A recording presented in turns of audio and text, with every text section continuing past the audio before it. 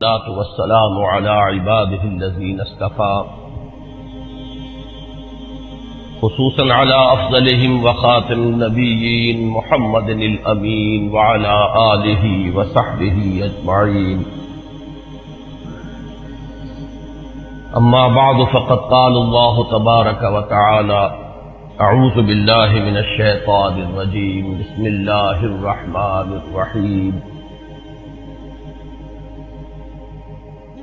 يا أيها الذين آمنوا استعينوا بالصبر والصلاة إن الله مع الصابرين.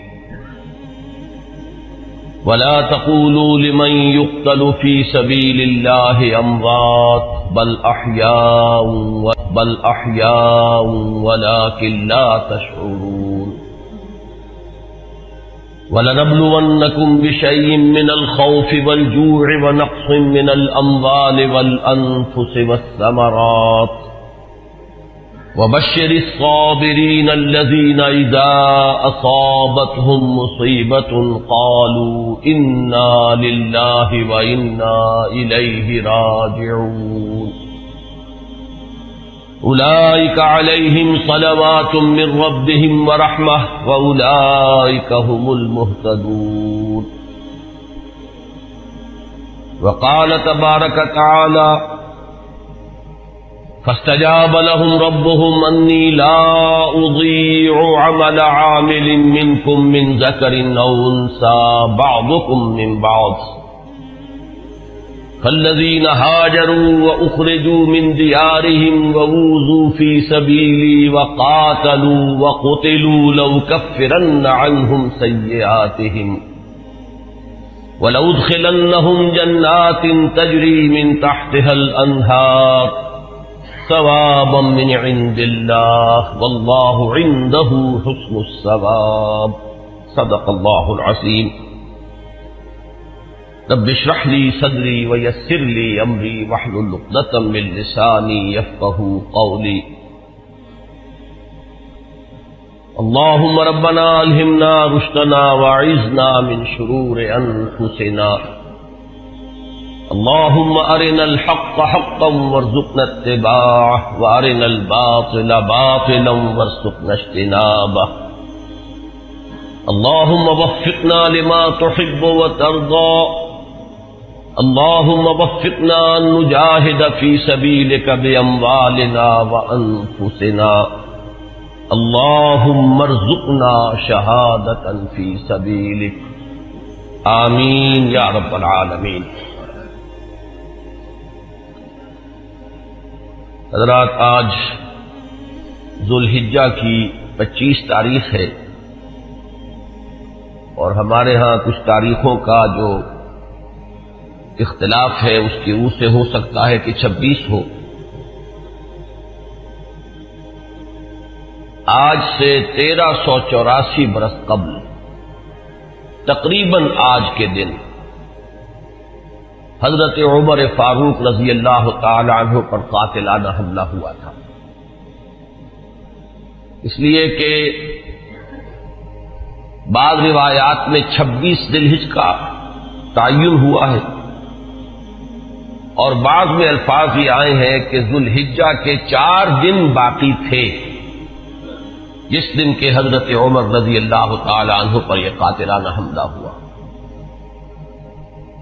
حج سے واپسی کو ابھی چند ہی دن ہوئے تھے اور اسی سفر حج کے دوران حضرت عمر رضی اللہ تعالی عنہ نے ایک موقع پر زمین پر لیٹ کر اور ہاتھ آسمان کی طرف پھیلا کر اللہ سے دعا کی تھی کہ پروردگار، میری ذمہ داریاں بہت بڑھ گئی ہیں، اب میرے اعضاء میں ضعف ہے، میں کمزوری محسوس کر رہا ہوں، رعیت بہت بڑھ گئی ہے جس کی ذمہ داری ہے، تو مجھے تو اپنے پاس بلا لے اور اٹھا لے اس سے پہلے کہ میں اپنی ان ذمہ داریوں کے بارے میں مسئول بن جاؤں اور ان کا حق ادا نہ کر سکوں. تو روایات میں آتا ہے کہ اس کے بعد چند ہی دن اس دنیا میں انہوں نے بسر کیے ہیں۔ اس کے بعد یہ قاتلانہ حملہ ہوا۔ 3 دن آپ زندگی اور موت کی کشمکش میں مبتلا رہے ہیں۔ ابو لولو فیروز ایک مجوسی ایرانی غلام تھا حضرت مغیرہ ابن شعبہ کا رضی اللہ تعالی عنہ۔ حضرت عمر نے خاص قاعدہ بنایا ہوا تھا، غیر مسلموں کے مدینے میں داخلے پر پابندی تھی۔ حضرت مغیرہ ابن شعبہ نے خاص طور پر سفارش کر کے حضرت عمر سے اجازت حاصل کی ابو لولو فیروز کے لیے کہ اسے مدینے میں آ کر کام کرنے کی اجازت دی جائے، اس لیے کہ وہ بہت سے فنون سے واقف ہے۔ حضرت عمر نے اجازت دے دی۔ چند دنوں کے بعد وہ فریادی بن کر حاضر ہوا حضرت عمر رضی اللہ تعالیٰ عنہ کی خدمت میں کہ میرے آقا جو ہیں حضرت مغیرہ ابن شعبہ رضی اللہ تعالیٰ عنہ وہ مجھ سے بہت زیادہ ٹیکس وصول کرتے ہیں۔ یعنی یہ معاملہ تھا کہ جو غلام ہوتے تھے وہ اپنا کام کرتے تھے، لیکن اپنی آمدنی میں سے ایک حصہ وہ اپنے ان آقاؤں کو دیتے تھے کہ جن کی وہ غلامی میں تھے۔ تو حضرت مغیرہ ابن شعبہ نے جو مقدار مقرر کی 2 درہم روزانہ، اس پر اس نے احتجاج کیا کہ یہ بہت زیادہ ہے۔ حضرت عمر رضی اللہ تعالیٰ عنہ نے اس سے سوال کیا کہ تم کیا کیا کام جانتے ہو؟ جب اس نے گنوائے کہ میں یہ کام جانتا ہوں، تو حضرت عمر نے فیصلہ کیا کہ پھر یہ 2 درہم روزانہ زیادہ نہیں۔ اس پر وہ بہت غضبناک ہوا۔ حضرت عمر نے بھی اس سے ایک فرمائش کی کہ میرے لیے ایک ایسی چکی بنا دو جو ہوا سے چلتی ہو اور وہ آٹا پیسے۔ تو اس نے اسی غصے میں یہ کہا کہ ہاں آپ کے لیے تو میں ایسی چکی بناؤں گا جس کی یاد رہتی دنیا تک باقی رہے۔ اس پر حضرت عمر نے جب وہ چلا گیا تو جو لوگ مجلس میں حاضر تھے ان سے آپ نے فرمایا کہ یہ شخص مجھے قتل کی دھمکی دے گیا ہے۔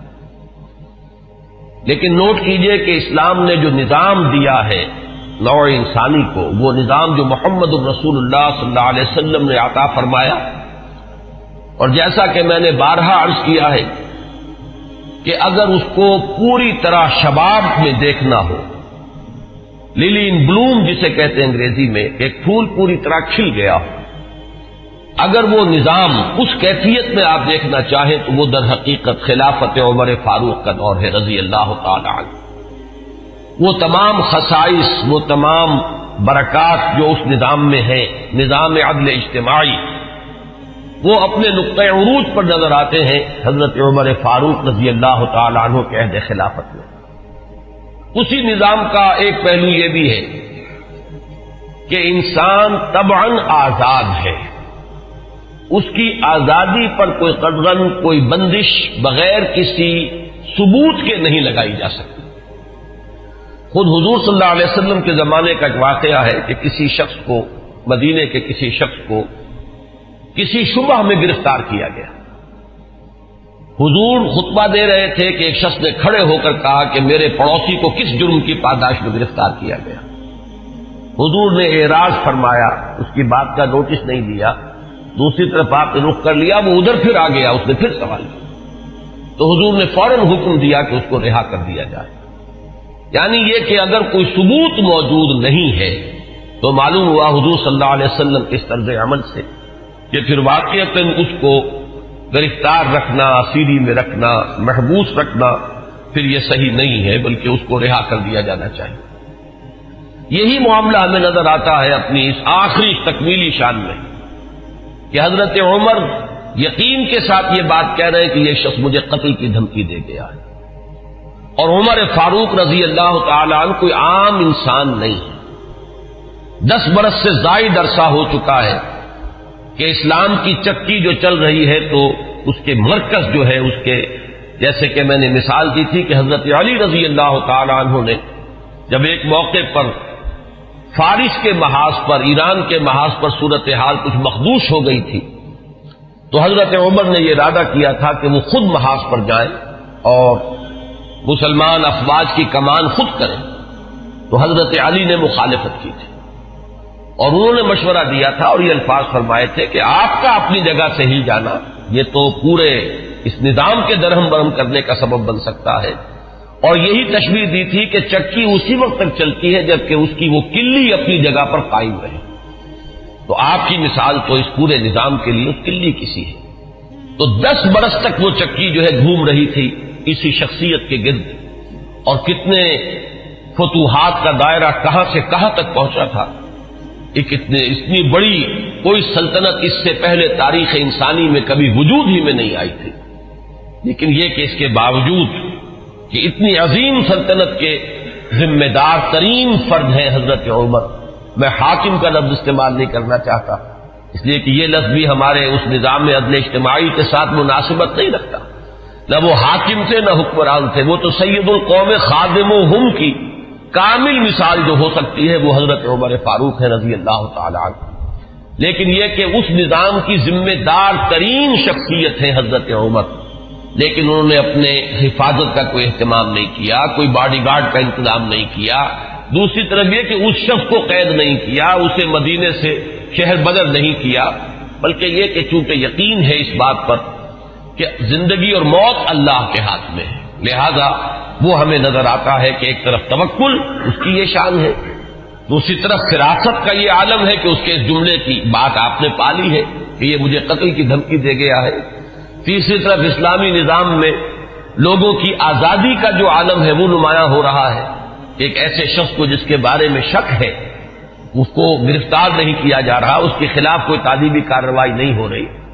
بہرحال اس شخص نے چند ہی دن کے بعد فجر کی نماز جب حضرت عمر فاروق ادا کرنے کے لیے آگے بڑھے ہیں اور آپ نے نیت باندھی، یہ شخص پہلی صف میں موجود تھا اور اس کا خنجر جو ہے 2 دھاری خنجر، دونوں طرف اس کے جو ہے وہ دھار تھی، اس کو اس نے حضرت عمر رضی اللہ تعالی عنہ پر جو وار کیے تو 6 وار حضرت عمر پر اس نے پے بپے کیے. حضرت عمر گر گئے رضی اللہ تعالی عنہ. حضرت عبد الرحمن ابن عوف نے مختصر ترین صورتوں کے ساتھ پھر وہ نماز فجر ادا کروائی. نماز کا یہ عالم ہے کہ یہ نہیں ہوا کہ وہ درہم برہم ہو گیا ہو نظام، لیکن یہ کہ چونکہ جیسے کہ میں ابھی یہ لفظ استعمال کر رہا تھا کہ اس وقت جو وہ نظام مملکت تھا یا نظام حکومت تھا اس میں مرکزی حیثیت حضرت عمر فاروق کی تھی رضی اللہ تعالی عنہ، اسی طرح اسلام کے نظام میں یہ اقامت صلاۃ ہے کہ اس کی وہی اہمیت ہے کہ اگرچہ حضرت عمر فاروق زخمی ہو گئے گر گئے لیکن جماعت کا نظام وہ درہم برہم نہیں ہوا ہے. نماز ادا کی گئی ہے 2 رکعتیں جو ہیں مختصر ترین قرات کے ساتھ. پھر لوگوں نے اس کو پکڑنے کی کوشش کی ہے تو اس نے مزید وار کر کے 13 افراد کو اور زخمی کیا. ایک شخص جب اس طریقے سے بکھرا ہوا ہو اور دوسرے لوگ تیار نہ ہو تو صورتحال سمجھ میں آتی ہے. ان میں سے 6 حضرات جو ہیں وہ شہید ہو گئے. معاملہ صرف حضرت عمر کا نہیں، پکڑنے کی جب کوششیں ہر طرح سے ناکام ہو گئی تو کسی عراقی شخص کے بارے میں آتا ہے کہ اس نے کوئی کپڑا کمبل وغیرہ اس کے اوپر ڈالا ہے تب وہ قابو میں آیا ہے، لیکن پھر اس نے فوراً خودکشی کر دی. حضرت عمر رضی اللہ تعالیٰ عنہ نے سوال کیا، جیسے ہی آپ اس قابل ہوئے کہ سوال کر سکیں کہ میرا قاتل کون ہے. جب بتایا گیا کہ وہی ابو لولو فیروز ہے تو آپ نے اللہ کا شکر ادا کیا کہ اللہ کا شکر ہے کہ میرا قاتل کوئی مسلمان نہیں ہے. یعنی جو بات کے 12-13 برس بعد ہونے والی تھی، حضرت عثمان رضی اللہ تعالیٰ عنہ کے قاتلین وہ جو بھی آپ انہیں کہیں نام نہاد مسلمان تھے، کلمہ گو تھے، وہ محمد الرسول اللہ صلی اللہ علیہ وسلم کا کلمہ پڑھنے والے تھے، کلمہ شہادت کو انہوں نے اپنے لیے ڈھال بنایا. اس سے جو فتنہ شروع ہوا ہے جس کو میں اس سے پہلے بیان کر چکا ہوں کہ الفتنۃ الکبریٰ، سب سے بڑا فتنہ جو ہے وہ حضرت عثمان رضی اللہ تعالیٰ عنہ کی شہادت سے شروع ہوا ہے. اس سے پہلے یہ معاملہ اگرچہ حادثۃ الکبریٰ تو اسے آپ کہہ سکتے ہیں بہت بڑا حادثہ ہے، لیکن یہ ہے کہ اس سے کسی فتنے کا آغاز نہیں ہوا، بلکہ یہ کہ اس کے بعد بھی وہ چکی اسی طرح چلتی رہی. کم و بیش 10 برس ہے حضرت عثمان رضی اللہ تعالیٰ عنہ کے عہد خلافت کے کہ وہ بھی اسی شان کے حامل ہے، وہی یکجہتی ہے، وہی امن و امان ہے. اسی طرح فتوحات کا سلسلہ جاری ہے. انقلاب محمدی علی صاحب الصلاۃ والسلام کا سیلاب جو ہے وہ بڑھ رہا ہے اسی شان سے، جو میں نے بارہا آپ کو سنایا ہے اقبال کا یہ مصرع کہ تھمتا نہ تھا کسی سے سیل رواں ہمارا. تو کم و بیش 10 برس اس کے بعد یہ کیفیت طاری رہی ہے. تو اس سے کسی بڑے فتنے کا آغاز نہیں ہوا۔